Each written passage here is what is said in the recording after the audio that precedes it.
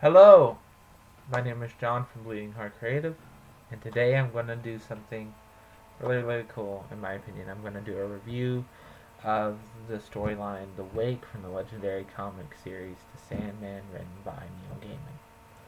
First, a little bit of background.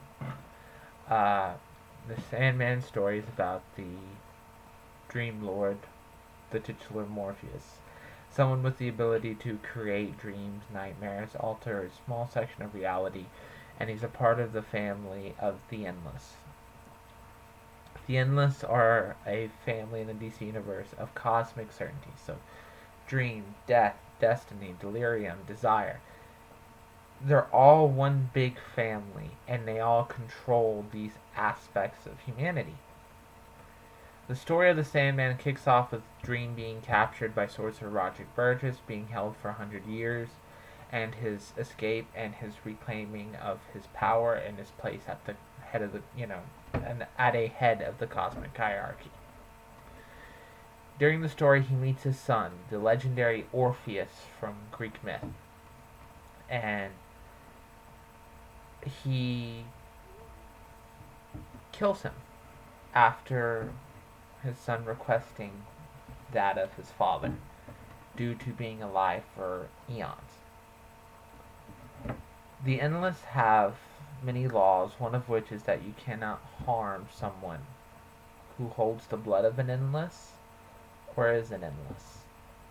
So in doing this, Dream cast off his protections and his his life, because he is now doomed to be hunted by the Kindly Ones.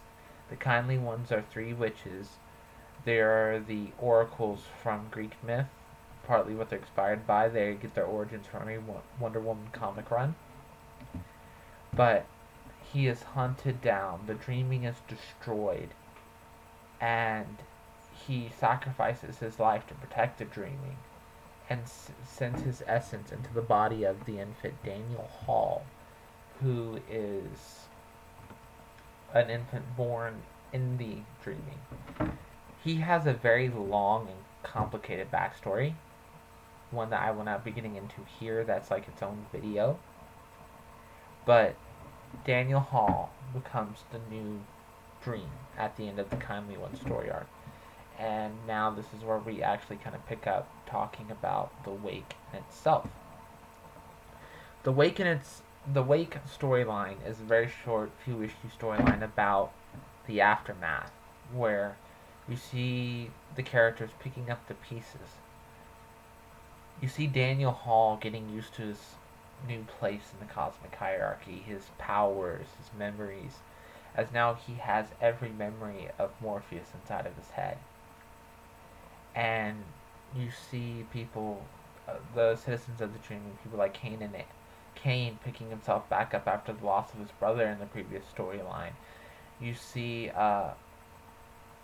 Lucienne scattered. You see the gargoyles that guard the castle destroyed, and you see the new Dream rebuilding everything. And now, as the old aspect, the old version of Dream is dead, the family is mourning him. The Endless are holding a funeral for their fallen brother, and all of his friends and all of Dream's friends are attending. So you have characters like Hob Gadling, who is Dream's best friend, showing up. You have Destiny, Delirium, you even have an appearance from Destruction toward the end. And it all very much feels like the closing of a book. And you see Daniel suffering from anxiety about his new family accepting him, and how the citizens of the Dreaming will accept him.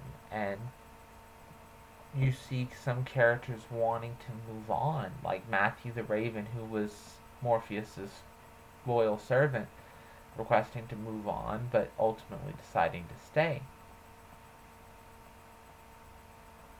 And that's where the Sandman series ends.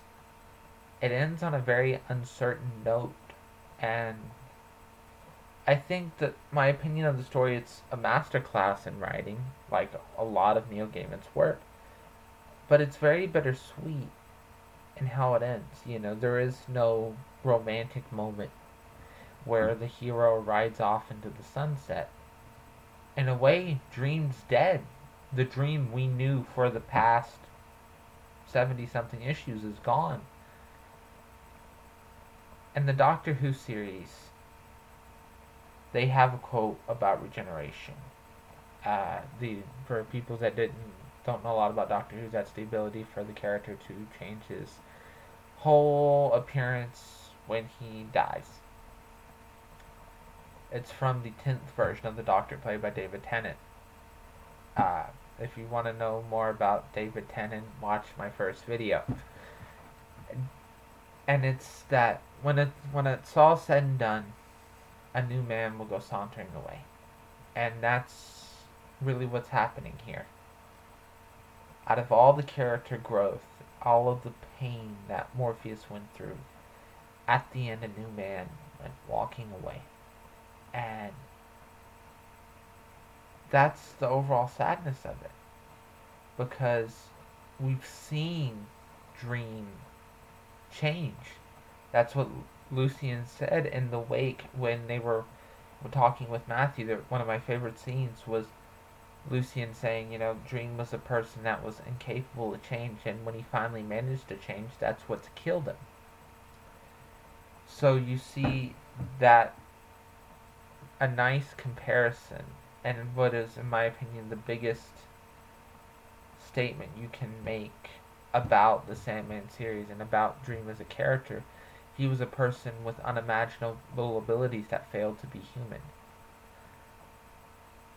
And that's what Neil Gaiman's story is teaching us, the importance to change and to be human,